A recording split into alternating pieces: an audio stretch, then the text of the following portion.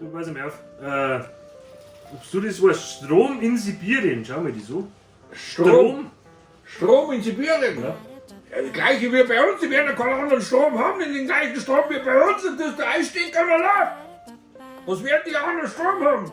Schreiben nein? Wie bei uns. Ja, keine Ahnung. Ich lass das einmal frei vielleicht. Nächste. Deutscher Kaiser.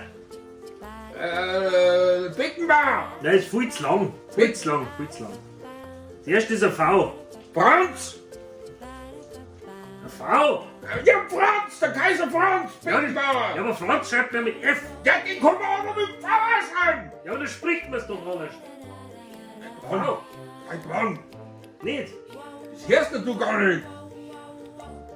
Also Franz. Franz mit V. König, 4 Buchstaben. Radi. Radi. Das Radio. Ja, Radi. Bin ich Radi, bin ich König. Ah, der Radio. Der Radio, Ah, Radio. nein, nein, Radio. Die sind zurzeit bei Aldi in Angebot. Radio. Ja. Für dieser Urlaubsland in Südamerika, das weiß ich nicht. In Süder... Mit S. Mit S. Weiß ich nicht. Schweden. Ja, das weiß ich. Schweden? Nein, jetzt. Schweden ist doch nicht in Südamerika. Ich kaufe ein Ikea bei. Die verkaufen die Sonnenschirm. Verkaufen Sonnenschirm von ihnen. Gewiss. 100%ig. Ja, na, Schreibt nein, Schweden. Schweden. Das passt auch wieder nicht rein. Ich lasse uns weg. So.